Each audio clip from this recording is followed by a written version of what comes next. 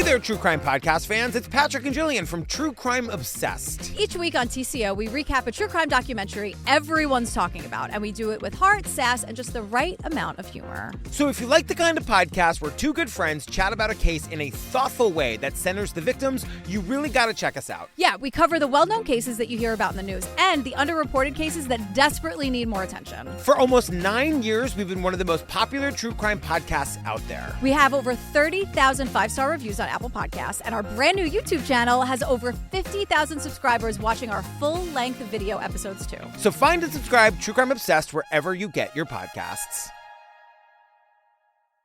Something Was Wrong is intended for mature audiences, as it discusses topics that can be upsetting, such as emotional, physical, and sexual violence, rape, and murder. Content warnings for each episode and confidential resources for survivors can be found in the episode notes. Some survivor names have been changed for anonymity purposes. Pseudonyms are given to minors in these stories for their privacy and protection. Testimony shared by guests of the show is their own and does not necessarily reflect the views of myself, Broken Cycle Media, or Wondery. The podcast and any linked materials should not be construed as medical advice, nor is the information a substitute for professional medical expertise or treatment. Thank you so much for listening. You think you know me, you don't know me well at all, at all. Because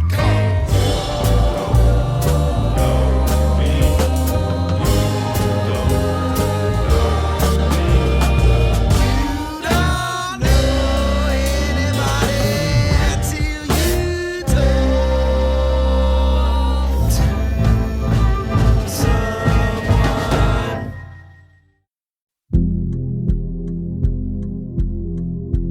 The teachers and principals started to take notice that I was coming in late and that I wasn't dressed properly for the weather. So they started asking around to all my friends. Well, I had sworn them all to secrecy, but one of my friends told them everything.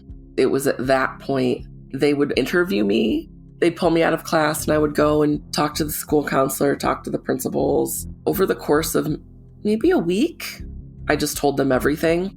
They were trying to figure out who I could live with. They were trying to find alternatives for me so I didn't have to go back. I was 14. We had spoken to my grandma. My grandma is my biological mom, Karen's mom. They had spoken to her and she agreed to take me if it came to that. I really started having second thoughts about leaving Keith and Dora's house because I was so afraid to leave my brother and sister behind. Because I thought maybe it would transfer. Like the crazy has to go somewhere. So I was worried she would start abusing them. I'm happy to report that was not the case. The school counselor had a social worker come. She spoke to me and I told her everything. She was like, okay, I'll be back tomorrow. And I remember thinking, I want it to look really bad and to be really obvious when I talk to the social worker again. So when I got home that night, I purposely didn't clean fast enough so that Dora would cut my hair so it would look really bad. I just wanted people to believe me. So I remember that night sitting in the basement in a chair, she's cutting my hair, and I had this really big smile on my face. And she was like, okay, you think it's funny? We can do more. It was just such an empowering moment where I was like, this is the last haircut you're ever going to give me. I hoped anyway. Like, cut more. You're digging your own grave. Cut more, please. The next day I go back to school. They pull me out of class. I talk to the social worker. This was St. Patrick's Day, by the way. St. Patrick's Day is like my anniversary. I consider it of my escape. The social worker came the next day. She talked to me. She looked at my hair and she was like, okay, now I have to go talk to them. And like panic struck. I was like, you can't go talk to them because then I have to go home and it's going to get so much worse. I was like, okay, well, I'm not going home. I freaked out and I talked to my school counselor, who was my guardian angel. She's like, you won't go home. I will take you to my house before you go home. The administrators of this school, looking back, they risked it all. These people essentially kidnapped me in order to get me out. So the social worker goes to the house. Nobody answers. She leaves her card. So then she calls back. She tells the school counselor, I went to the house. Nobody answered. I left my card. And I just freaked out. They're getting my grandma on the phone, seeing if she can come get me that day. In the meantime, they are letting all of my friends come in to say goodbye to me. I can't remember if Keith or Dora came to the school, but one of them came to the school and one of them was on the phone. They knew something was up at this point. I remember her talking and she was putting on her best sweet and innocent voice. And they were like, we're trying to find Michelle because she was like, we're going to pick her up from school early. They thought the school didn't know or the school was involved. I'm not sure. And they were like, well, she's not here. We've tried calling her over the PA. Do you think she would have any reason to have left the premises? And Dora was like, no, absolutely not. She's got to be here. And they were like, oh, well, is there anything going on at home that would like give her reason to run away? Again, absolutely not. Everything's great. She has a happy life. Meanwhile, I'm in the back room shaking, listening to her talk, begging them not to believe her. I was so afraid that I had gotten so close and it was all going to fall apart now because she was so good that they were going to believe her and dismiss everything I had told them. My counselor again was like, Michelle, we don't believe her. We know that you've been telling the truth. We have plenty of proof. We're not going to believe her.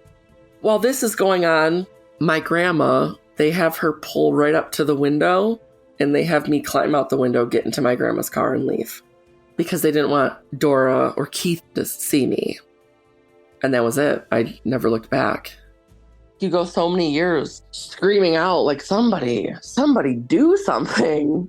As an adult now, I'm like, wow, they risked so much. They risked their jobs. They saved me. Mind you, Keith and Dora's children that I didn't want to leave. Don't know anything. I didn't get to say goodbye. I didn't go back to the house. I actually called the school. They actually went to the same Catholic school that I had gone to when I lived there. And I spoke to the nun who was my teacher and asked if I could set up a time to see them. And she was like, well, we're really not supposed to do that. And I was like, I feel like it's the least you can do for me. So she did. She set up a time. I was allowed to come. I spent like an hour with them. I gave them gifts, told them I'm sorry I left them. I had the option of pressing charges, but I didn't because if she went to jail, it would have taken their mom from them. When I moved in with my grandma, it was her and her partner, Dave, who was amazing. My grandma would say, what kind of clothes do you like? What kind of music do you like? How do you want to do your hair? And I just didn't know. I never had any options in life. So I didn't know what my favorite color is or what my style is or what music I would like or what TV shows I would like. I had no sense of self. It was like Dora told me who I was. I didn't know anything about myself. It was difficult. I remember my grandma being like, you can decorate the room however you want. And I had my own room. It was beautiful. A hot shower, watching TV, making friends. It was amazing. Luckily, my grandma was young and worked at the mall and she was cool and knew what was cool. So she did all of my shopping and kind of helped me find my style. She like spoiled me so hard. Everything was like Calvin Klein and Tommy Hilfiger, and she just wanted me to like be so cool and fit in. And remember, at this point, my hair was so short because I got that final cut to prove a point. My grandma even offered to let me get a wig or extensions. She was so great. She would like make me fancy breakfasts every morning, like Eggs Benedict. It was amazing. But I've always been like a realist, bordering on a pessimist, perhaps. So I remember thinking, I'm not going to bother painting the room because I'm not going to be here for that long because the other shoe is going to drop. It was too good to be true. So I never wanted to make it like home. I lived with my grandma for 5 months. She got brain cancer. Once she started getting worse and not remembering who I was or what time of day it was, her partner, he was like, you need to go somewhere else. I'm not going to let you stay here and watch this. She died like 5 months later. So I then had a choice. I could go live with Karen, my biological mom, or I could move back in with Dad Mark and Mom Sherry. They offered that, which looking back is crazy. We were only seeing each other maybe once or twice a year at this point. So the fact that like after all these years, they were still willing, it's incredible. They deserve an award. They deserve everything. So I had this choice to make. It was the summer. I decided to try living with Karen just to see how that would go. It went about as well as you would expect it to go. She had not changed much. She was waitressing and she had a boyfriend. She always had a boyfriend. She was living in like a 1-bedroom apartment in a pretty shitty area near Detroit. I lived with Karen for the summer, I think like 2 or 3 months. She bought me booze for my 15th birthday and invited me to smoke a joint with her. Mind you, I've been isolated from the world and living in a basement for the last however many years. So that was very foreign to me. I was not partying or drinking or doing drugs. It was almost like she wanted me to follow in her footsteps, is how it felt. She was like the cool mom that was hanging out with a bunch of teenagers. So there were always kids my age around, but gang members who were always doing drugs and drinking. I became fast friends with all of these kids because they were my age. I had so much freedom. I could do whatever I wanted. So I did. I did like a lot of drinking. I smoked a lot of pot. I started mirroring her behavior because I didn't really know who I was or what to do or how to do life. She left a lot. She would leave for the weekend and go stay with her boyfriend. And I was left at the apartment to do whatever I wanted. Maybe like a month and a half into the summer, my wake-up call was we were partying one night at the apartment and it was just me and all of these teenagers. I drank too much and was raped. And I thought, this can't be my life. I can't end up like her. It didn't feel right either. It didn't feel like me drinking and partying and smoking weed. Like that wasn't who I was. It was at that point when I was like, I can't live with her. And I made the decision to live with Dad Mark and Mom Sherry. I remember speaking with them and they were like, if you live with us, you're going to have rules and curfews and siblings. And you're going to have to be a part of this. You can't do whatever you want, which was very different for me because up until this point, I had been raising me. Throughout my life with Karen, I was raising myself. My life with Keith and Dora, I was on my own. With my grandma, it was great. It was short-lived. With Karen in my teenage years, it was chaos. So this was a welcomed change. Karen was very upset with me for choosing them over her. So that affected our relationship for maybe a year or two. Our relationship was always kind of off and on, but she was really upset with me. Zero self-awareness. Now I have routine and a family. It was kind of like being thrown into the deep end from being just me and my grandma and her partner to them living with Karen for a few months to now like, you're part of a family of 8. Here you go. Be normal. It was a really big adjustment with Keith and Dora. I had only seen them once or twice a year, so I wasn't super comfortable with them. I didn't know them that well. And it was also like very much an established family. I didn't even know how to react or act. I even read in some of my old journals, this is too good to be true. There's no way this will last. They'll get rid of me at some point. They're not going to want me forever. Here's Michelle's adoptive mom, Sherry.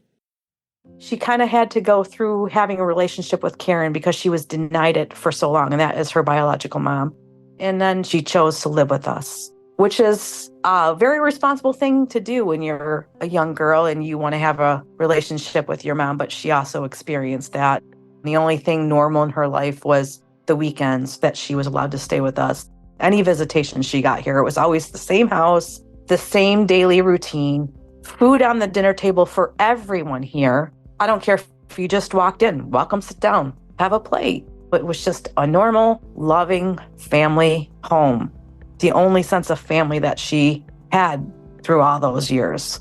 Then Michelle, of course, being a normal teenager, she had a lot to act out on. She had so many years of her life that was just dictated to her that she had to find her sense of being. What was that transition like? Like somebody just got their wings. From personal experience, when you've lived in survival mode for so long, it takes some time to adjust to normalcy and peace and like people who love you. And what do you mean I can leave the house and go see a friend? I can have friends. She didn't have friendships that she cultivated outside school and home because she wasn't allowed to. So you're talking about a child who wasn't allowed to play with her friends unless it was at school. She embraced it. She made friends, and the first year probably was, a little overwhelming for her because she was also getting an identity. She was also trying to figure out who she was or who she could be without someone telling her what to do. I'm sure that was probably a little bit of a crisis for her. She's been here. She knows what the normal routine is here. So it wasn't like she was jumping into a situation that she had never been in. She was jumping into something that she should have just never left.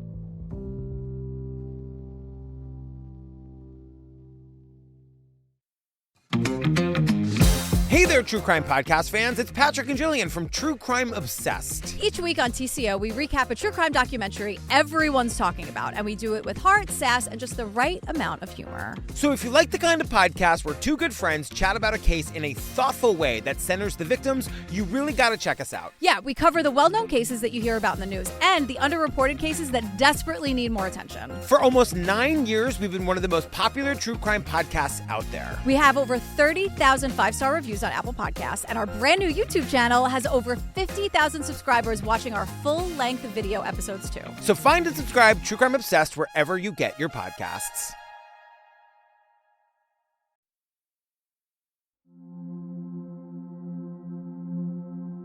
It went pretty well right off the bat. Sherry becomes my real mom. David and Joe were there, Mark's sons from previous relationship, who I was close with as a child. Michael was now a preteen, and Mark and Sherry had 2 more children, Kayla and Cody. So those are my youngest siblings. They were 1 and 2 when I moved in. They were very young. So they don't know life any different without me. I was just their sibling from day one. When I first moved in with them, I kept a journal, which I'm so glad I did because it was very interesting to go back and read. I was still waiting for the other shoe to drop. Like, this is going to fall apart somehow because I was worthless and unlovable. So I thought, why would these people who already have this family want this messy situation of a teenager moving in? So initially moving in with them, it was an adjustment. I remember eating up in my room a lot by myself. I had a really hard time eating in front of people because that had been something I had done in secret for so long that it was uncomfortable almost to sit at a dinner table with 8 people. I would just go up in my room and eat separately. They accommodated that for a little while until I got comfortable. Luckily, my older brother, Joe, who is only a year and a half older than me, we were very close as kids when I lived with Mark. He really took me under his wing. He was really popular in high school, so he took me around. He helped me make friends, immediately introduced me to everyone as his sister, which meant so much, although I'm sure very confusing for people who had known this family for years that they just suddenly had an extra sibling. I fit right in after a little while, and it just became normal. I adjusted to the normalcy of it. I have gone back and read my journals that I kept at the beginning of moving in with them. I actually went through them in preparation for doing this podcast with you, and I was hoping I would get a lot of information. I don't mention anything of my former life. It's almost eerie. I really had high hopes for those high school journals. I was like, I'm going to have so much information. I read through 3 binders and I was like, nothing, not a word. It's crazy. I think I just didn't want to think about it anymore. It was like, okay, I'm 15. I have to salvage what I have left of my childhood. So I'll deal with this later. I just repressed it and pretended like it never happened. The only thing that I wrote about my previous life was how much I missed Megan and Kyle, Keith and Dora's children. I did write about them, just that I miss them, but nothing else. I didn't see them for about 10 years. During this 10 years of not seeing them, I did always send them birthday cards and stuff. I knew that they wouldn't get them, but Sherry had actually encouraged me to do it. Once I left that house, I didn't talk about it again. I just put it behind me. I just wanted to be normal. Talking about it is hard because it's like not even something I think about. After I read that book, A Child Called It was the first thing I read right after I got out, and it became my Bible. It was so comforting. I was just shocked by the similarities to the point of where she had to have read it. It was just too spot on. It's so hard to talk about her, but it's so important because for the longest time, I didn't tell anybody any of this. Like, there are a lot of people in my life who don't know any of this about me. For the longest time, it felt like this gross secret just between her and I. It felt like dirty almost. It's not your shame, it's her shame, but it feels like yours when it's being done to you and you've been destroyed. And when there's no one else who knows the whole story except her and I. I kept it under wraps for years and years and years to protect her children. Just recently, this has come out and I'm having to face it. There's a lot of different reasons I didn't talk about it. One being that I just wanted to be normal. I didn't want everybody looking at me like a victim. I didn't want people feeling sorry for me and then feeling sorry for myself and it spiraling. I didn't want to be a perpetual victim. Another reason, especially as I got older, was that I wanted to work with kids, and I have worked with kids for the last 25 years. And there is the stigma that abused people abuse people. And I thought that wouldn't bode well for my career choices. In high school, when I was 15, I started working at a daycare. And then I ended up working at that daycare for the next 7 years. Then I became a nanny. And I love it so much.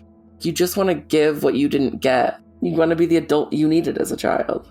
And kids are the best. Adults are trash. Tiny humans are where it's at. I nanny for a pediatrician. She is actually the one who encouraged me to do this. I met her 6 years ago. She was pregnant with her first. We hit it off at the interview. We hugged as we left the interview. I adore her and her husband and their kids. And I've been with them for 6 years. She trusted me in raising her kids. I shared my story with her a few years ago, which speaks volumes to who she is because I've never shared my story with an employer. But I trusted her enough and I shared it with her and she's helped me work through it over the last couple years.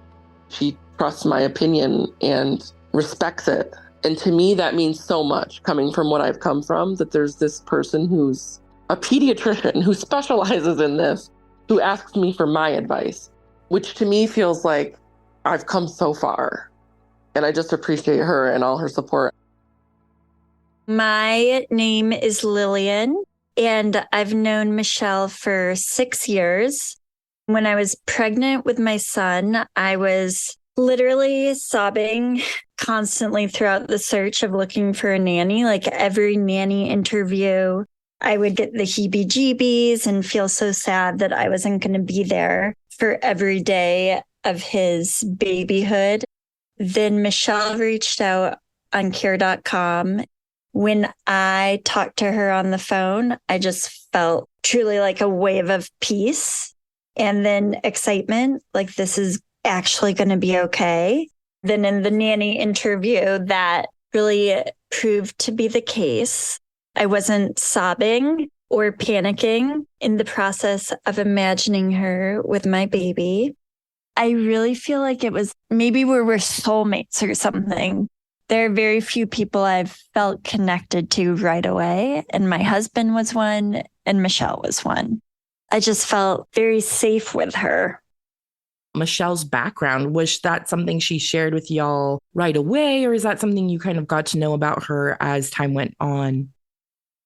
In her mind, she waited until it had been almost a year working with us when she felt really safe with me. But I feel like she was dropping hints where I knew that there was trauma there. I feel like she didn't want me to be surprised by anything. And she was alluding to a history of trauma and brought up Karen and then about this awful stepmom. And then it was one day where she explained everything.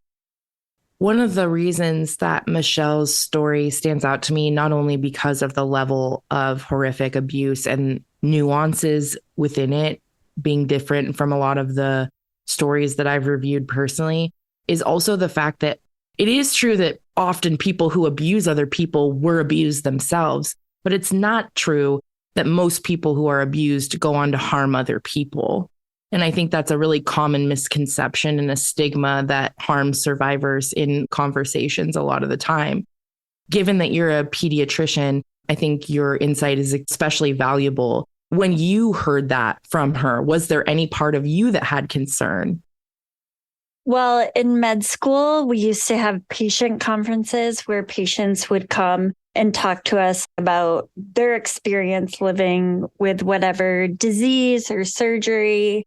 And there was a woman who had been a victim of, people know it as Munchausen's by proxy. Now we call it factitious disorder by proxy, but her mom was making her ill for whatever secondary gain that brought the mom, like attention.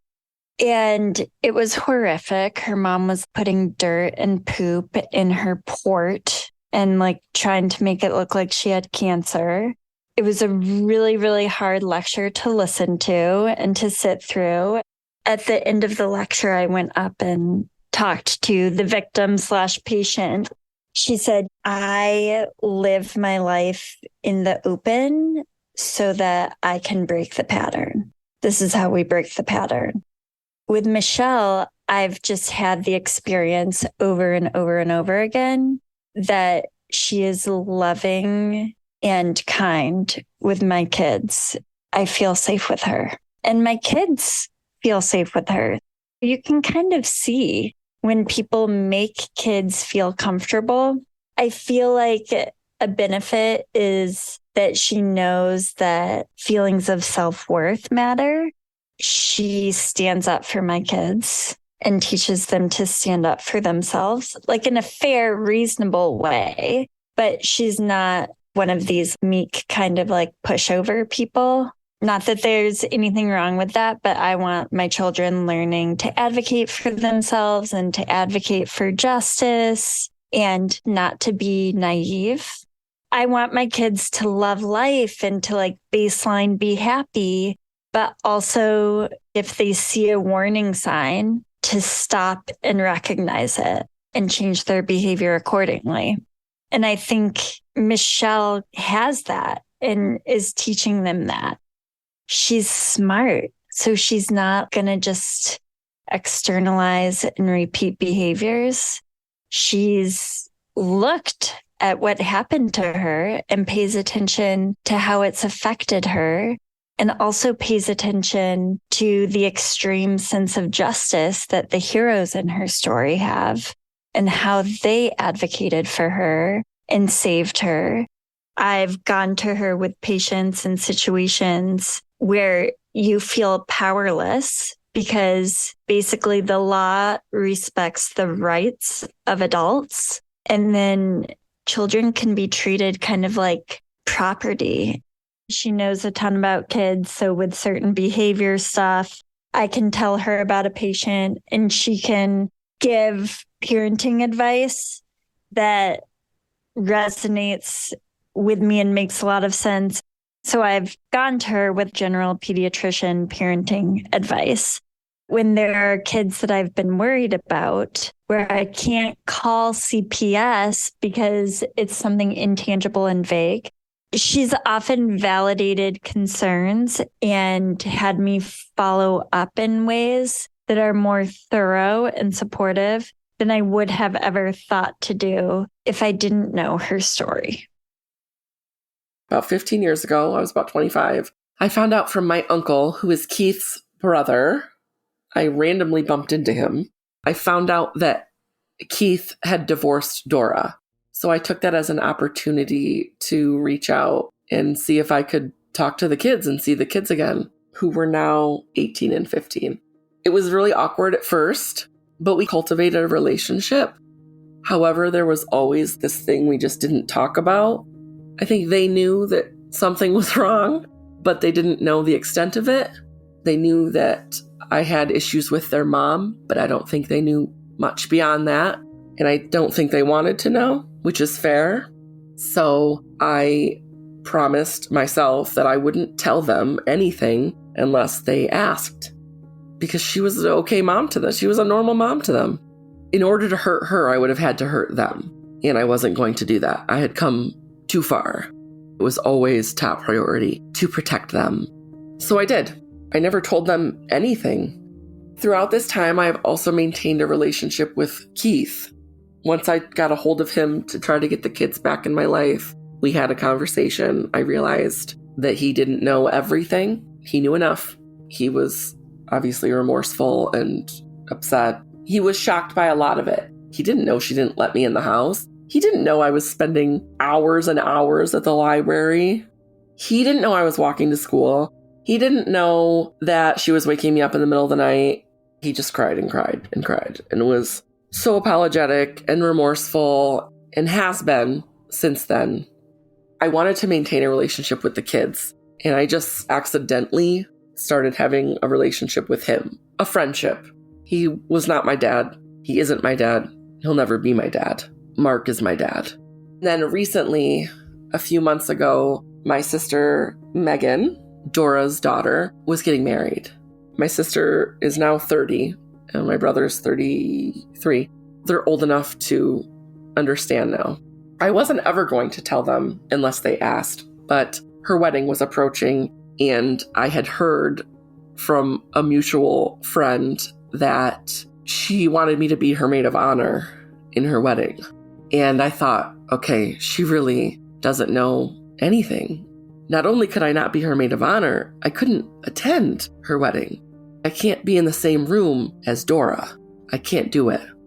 And that's, I think, when it really hit me that after 25 years of convincing myself to not be a victim, that I was a victim of child abuse at the hands of this woman. I felt, in order to explain to Megan why I couldn't be in or attend her wedding, I had to tell her the truth. I don't want to relive this. I don't want to tell them that their mother's a monster. I don't want to do that. Not when I've spent all these years protecting them. A friend of mine said, "Why do you have to tell them? Why doesn't Keith do it?" And I was like, yep. So I told Keith everything I wanted him to tell them to explain the severity of it and why I couldn't attend her wedding. Because I'm really close to her. So me not attending her wedding is a pretty big deal. I'm so glad you made Keith do it. When you survive raising yourself, you forget in adulthood that you have options because you're just so used to doing everything yourself. I know. It was the right move.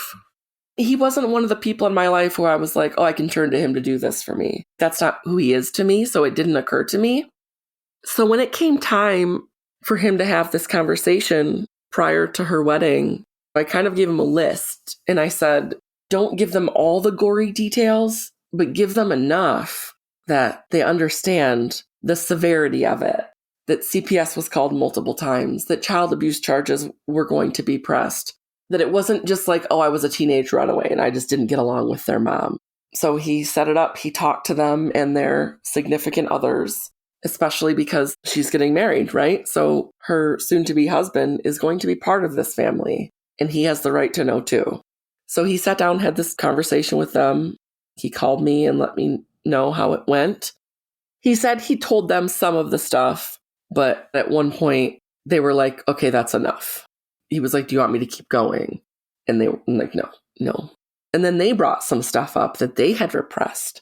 They were like, oh yeah, Michelle came to our school and brought us gifts and said goodbye. My sister said, I remember hiding my Barbie so mom wouldn't take it. So it was like they understood the dynamic. She understood that if her mother saw a gift from me, she would throw it away. At 5 or 6, she understood this. So these things are coming back to them. I found out that in later years, like his teenage years, my brother had a very tumultuous relationship with his mom. When they got in fights, he would call her worthless, which is not something a teenager typically calls a parent. So that came from somewhere, right? I think he knows more than he thinks he does. My sister, she was dumbfounded. She was like, I knew that something bad had happened, but I mean, who imagines that? You can't imagine that. Maybe she thought her mom hit me or something, but you don't imagine that your mom tortured someone for 8 years. You can't fathom that. My sister reached out to me and was so gracious and kind and wonderful and sweet and could not have handled it better. I think in my eyes, they were forever children, and I underestimated how they would handle it. And they handled it with grace. She was like, of course, I understand. The wedding's not the important part. The marriage is the important part. And you've been there for us and all the things that one is supposed to say. A couple weeks go by. She gets married. We get together afterward. She came over to watch a movie and we both had some drinks and we got into it. She was kind of like, tell me, I'm ready. Of course she wanted to know, and she had every right to know. And so did her future husband, especially if they're considering having children. They should know what she's capable of. So I did. I had the hardest conversation of my life, and I looked at her and told her what her mother had done. That is one of the hardest things I've ever done. Her face was just shocked and disturbed, and it somehow felt like I was doing this to her. Like I was hurting her, which I had managed to avoid for 25 years. I was really amazed by her grace and her maturity, and she just kept saying, this was something that was done to you. You're the victim. And I don't know how she's handling this. I talked to her the other day, and I told her I hope she's going to therapy or talking to someone about this, because this is a bomb that she just had dropped in her lap. I've had 25 years to process this. She's just now finding all of this out at once. I can't imagine what that's like, to find out that your mom is capable of these things. I did make it very clear to her during our conversation that I didn't ever want her to feel pressured, that she had to choose one or the other, that I understood that that was still her mother. I don't know how you deal with that. I did tell her that at one point I unfollowed her on social media because, especially leading up to her wedding, she was posting a lot of stuff with her mom. And I noticed that every time I would see that, I would have nightmares that night. My nightmares with Dora continued forever. It makes me so angry that what she did to me has stayed with me my whole life and has had lasting impacts on so many different aspects of my life, while she has just been able to continue living her life as if nothing happened. There were no consequences to her actions. She didn't go to jail. She didn't have her kids taken away. And that was all thanks to me. I didn't want to ever retaliate because I didn't want it to affect the kids. But I realize now that in protecting them all these years, I was also protecting her. And just recently, actually, I went to lunch with a friend and we met in an area that was close to where I lived with Dora and Keith, where all of this took place. I don't know what made me do it, but I drove by the house to validate myself that, like, it's still there. She's still there. This happened. And to prove to myself that I could drive by it, that I had that strength to be like, it's just a house with people in it and it can't hurt me anymore. I saw these flower pots on the front porch with flowers in them. And it just like hit me like a ton of bricks that this woman is still living there in this place that was an actual hellscape for me. And she's just going about her life and she's planting flowers on her porch. And it angered me to my core, which seems so silly that these flower pots made me so angry. I then drove from the house to the school where I walked to make sure it was 2 miles. And it was 2 miles. I clocked it on my car. And then going past the library where I used to have to sometimes sit for 5, 6, 7 hours until I was allowed to come back to the house. I've been so far removed from it and pushed it so far down and just wanted to pretend that it didn't happen and move on with my life. But now I'm having to face it and see, like, the school still stands, the library still stands, her house still stands, and she's still in it.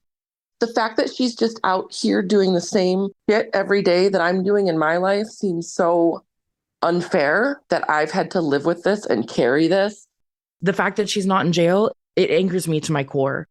And the fact that there's a statute of limitations to press charges on child abuse cases should not be, because it has been proven through therapy that people repress memories for so long, and those memories might not come out for another 20 years. And at that point, you can't do shit about it. So the person just gets away with it. There's nothing you can do. So she'll never get the justice that she deserves and that I deserve. I didn't have a childhood. That was taken from me, and I can't get that back. In my 20s, I used to dread, like, oh God, I'm going to have to get married and then I'm going to have kids, because I didn't want to be responsible for anybody. I didn't want someone else in my house. I'm very comfortable being alone. I remember coming to that realization, like, I don't have to get married. I don't have to have kids. And maybe someday I will get married. Who knows? But I don't want anyone to depend on me, because I think that was all of my childhood. No matter what, somebody was dependent on me. My life with Karen, I was alone. She was sleeping a lot. She was high a lot or drunk a lot. I depended on myself and myself only for entertainment, feeding myself and clothing myself and bathing myself, and everything was on me. When I moved in with Keith and Dora, same thing. I was always by myself. So of course I'm comfortable by myself. I think had that not been my childhood, with who I am now, I think I probably would have kids. But I'm so surrounded by kids, and like the joy of kids, that part of me is so fulfilled. I have amazing friends who always go above and beyond and shower me with gifts at my birthday. I just have some lovely people in my life. Mark, I can't wait for him to hear this. It's going to be hard, but Mark and Sherry, I mean, they changed the course of my life. And that's why it's hard to feel sorry for myself, because I'm like, I got a second chance that most people don't get. I got nothing but love and guidance. I had like this built-in Brady Bunch family, and that's all I wanted, right? Was just to be like a part of something. When I was 17, I changed my last name because I wanted to have the same last name. I actually moved into the house next door to them for like 15 years. Once you find a good thing, you're just like, I'll hold on to this. It was just like a safe space. I have some nephews that I'm very close with. I have nothing bad to say about my family. I don't know if there's even like a way to ever properly thank them. Like, I'm just indebted to them forever. And I hope that they listen to this, realize that, because it probably wasn't said as much because I was a teenager.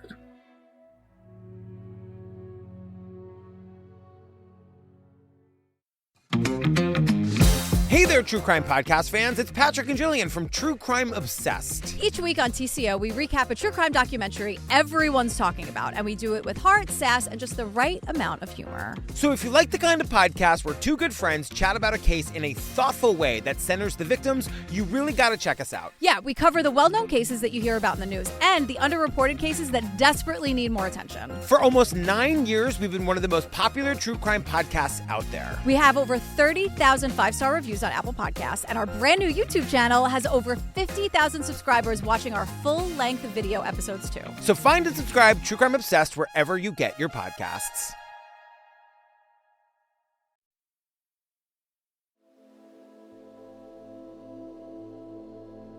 Here's Michelle's adoptive mom, Sherry. She doesn't live next door anymore. My husband was in a really bad auto accident, and I needed the help, quite honestly, and she was an adult that could help me maneuver and manipulate through his injuries, because it took us a lot of years. We had purchased the house next door, and she was in it for a lot of reasons to help us, as well as keeping her close. We all have a story, right? I mean, I grew up with not a lot of food, but my parents loved me, and I starved, like I was hungry, and I know what that feeling feels like. So I know what Michelle felt like to be hungry. I overcompensated for that now as an adult, making sure there was always enough food in my house. And I still have a habit of doing that. And it's not necessary, but it's this feeling from when I was a child of not having anything to eat. You know, you open up the cupboard in this place, you could get whatever you wanted. That being said, like knowing how I have this thing about me to overcompensate with food, Michelle was never given enough love, so she overcompensates with love. She gives to these children everything that she never had. That's what I try to do with all of my kids. My stepkids, my kids, they're all my kids. I don't define the difference between the two because there's no difference to me. I love them all. I give them everything I have every day. And that's exactly what Michelle does. She's conquered all of this in her life, and she has become this flower that has bloomed. For the listeners, I hope that they have someone they can trust. And if they don't, they just got to keep trying. You can't be scared to reach out for help. It's going to get better. It will get better, but you got to get out of the situation that you're in, you know? She's trying to share with all these younger children who might be hearing this, that there's all kinds of abuse. And abuse is abuse, and you can rise above that. And that's exactly what Michelle has done. And here she is being a better person and loving and giving and partaking in children's lives daily successfully. It has filled her up in all the empty spaces that she has been left with in her life. And this is who she is. Sometimes the work almost finds you. And I love what you said about like the stigma of survivors, because I think that the majority of the time, people who are abused understand how horrific that felt, and they go on in their lives hoping to not ever make anyone else feel that way. So that's why we believe so much in sharing stories and destigmatizing that. Being a survivor myself and doing this work, when you work within your passion and your purpose, it can really be healing in a lot of ways. And I'm just so glad that Michelle has that and that she's had y'all's support. Thank you for everything you did for her. I appreciate you so, so much. Thank you again for your time. Thank you, Tiffany. Thank you for listening to the story and getting it out there. Here's Michelle's boss and friend, Lillian. Michelle identifies with vulnerable kids. She knows how to make kids feel safe and reassured. She knows how to do that for animals and people suffering.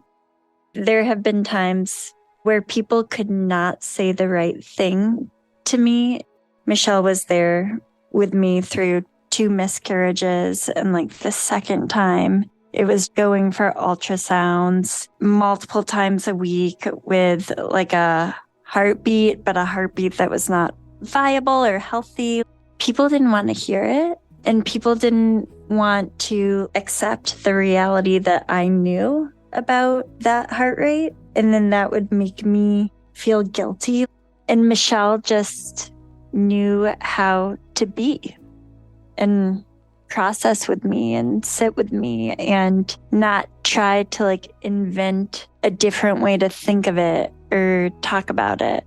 That was such like a scary, upsetting, tragic experience for me, that having her there through that was huge. I don't know how I could have gotten through. We do a lot of life together and lean on each other. Sometimes nanny feels like it doesn't really capture all that, because she's my friend and she is like a sister to me.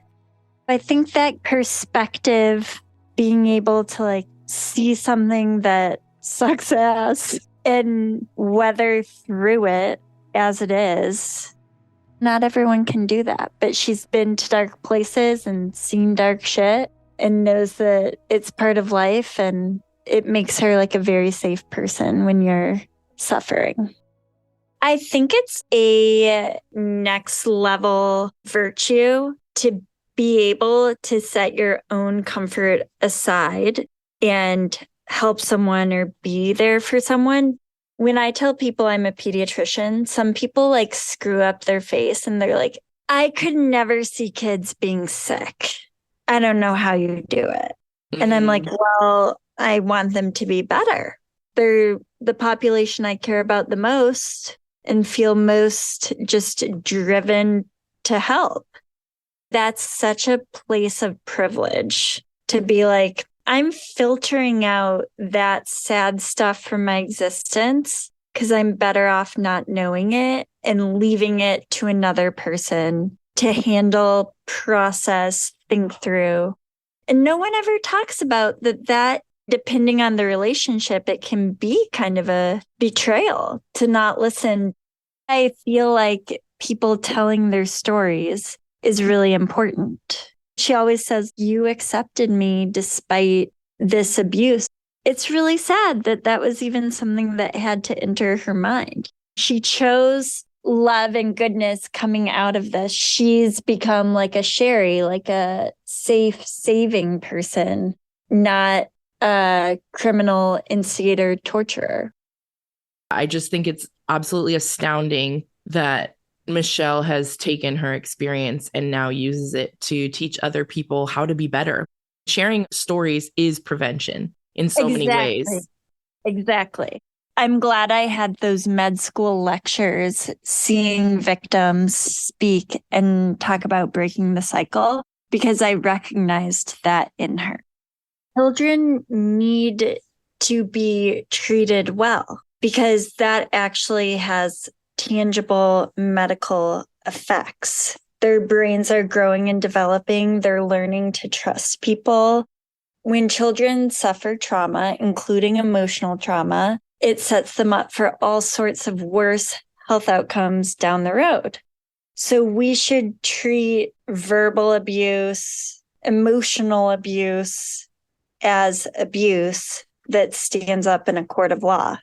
God bless the CPS workers. They have a really hard job, but a lot of it is making safety plans and getting parents parenting classes or resources, making contracts with goals in terms of if there's medical neglect.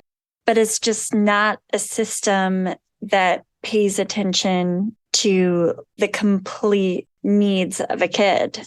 And they're overworked and underpaid and not treated well. And it just doesn't make sense. Especially children and caring about children, to me, is a bipartisan issue. So I don't understand how there can be so many flaws in a system that especially take care of our most vulnerable.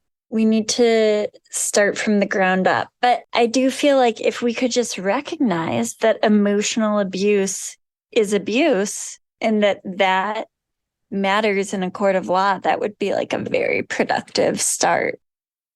In your professional experience, what are the signs that people can look for, and when do you suggest they do take action if they suspect a child is being abused? Kids usually want to open up. So if you see signs that a kid is not growing, because when they're in periods of extreme stress, they really don't grow. Losing weight, acting scared or furtive, not sleeping, nightmares, tired all the time, hoarding food, being weird around food, hypersexualized random behavior. There was a patient of mine who asked a random adult if he was getting erect. That's worrisome. That's something to look into.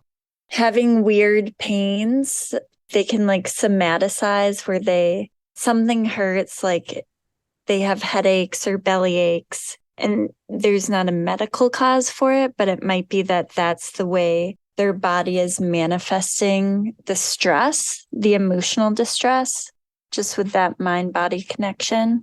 Dirty, not looking cared for, smelly, inconsistent, formal care, like not getting their meds, not going to the dentist, not going to well child visits. What do you hope that listeners will take from hearing Michelle's story?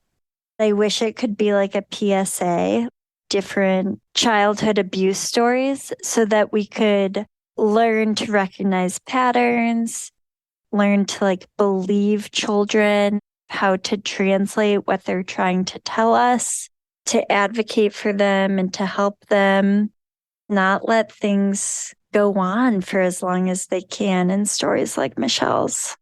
I hope that pediatricians will hear it. Thank you so much. Here's Michelle.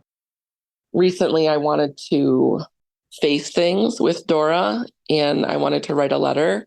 My boss was like, no, I think you should do something bigger and make it so it could potentially help more people.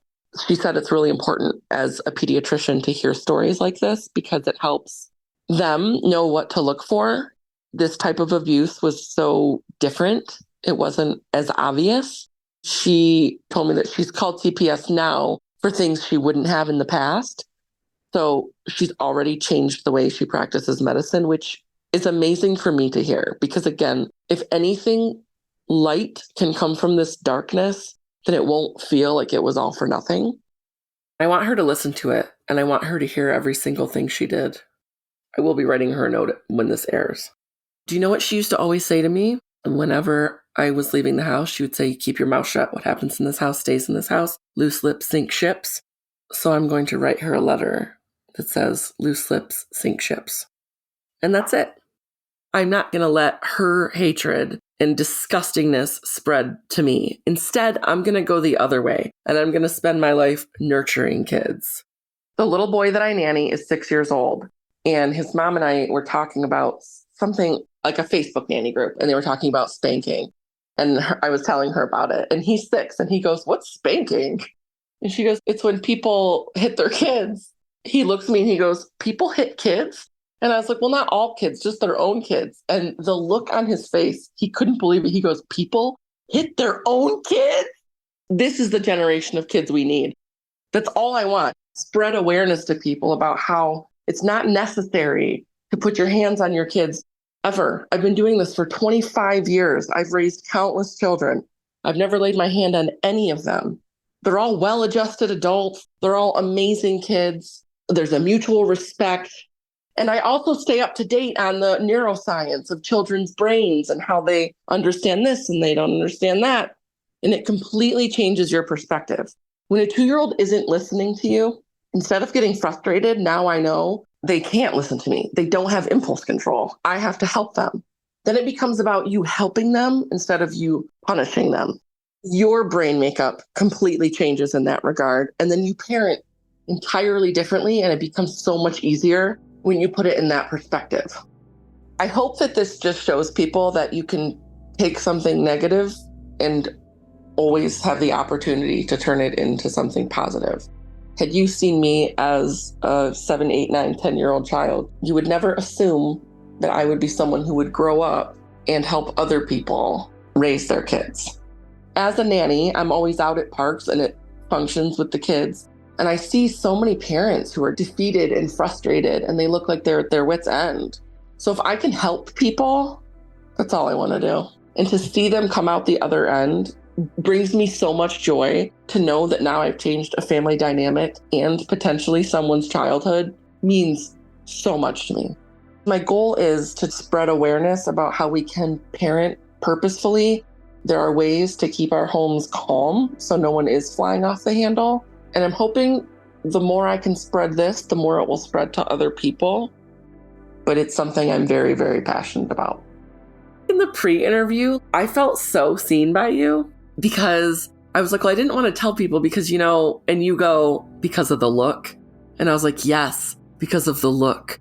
The look people give you when you tell them what you've gone through, there's no going back. They look at you differently now.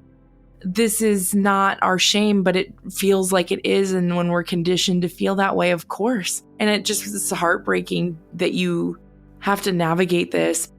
Aren't we all lucky that we also have each other now and the space of understanding? And I don't even know how to thank you properly for being willing to walk me through this and what that takes. I'm so honored to be able to do it. So many people failed me, which is essentially my motivation for doing this podcast, because I want something light to come from the darkness. I don't want it to all have been for nothing. I'm so thankful to be able to do this. I haven't talked about this in 25 years, and now I've talked about it so much in the last 3 months. But it is healing.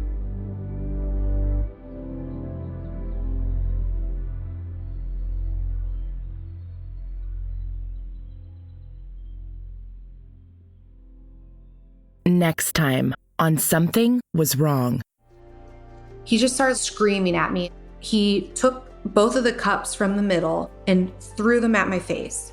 I was just frozen there in shock, like, did you just fucking do that? He's like, now I will stop at nothing to destroy you. Your family, your sisters, your friends, your ex-friends, our current friends, your boyfriends will all know what you're about. When this stuff was happening, I was in a halfway house and my world just felt so small. There was no vision of having a normal life. I didn't really make goals for myself or anything because I really felt like he was going to find me and kill me. Thank you so much for listening. Until next time, stay safe, friends. Something Was Wrong is a Broken Cycle Media production, created and hosted by me, Tiffany Reese. If you'd like to support the show further, you can share episodes with your loved ones, leave a positive review, or follow Something Was Wrong on Instagram at Something Was Wrong Podcast. Our theme song was composed by Glad Rags. Check out their album, Wonder Under. Thank you so much.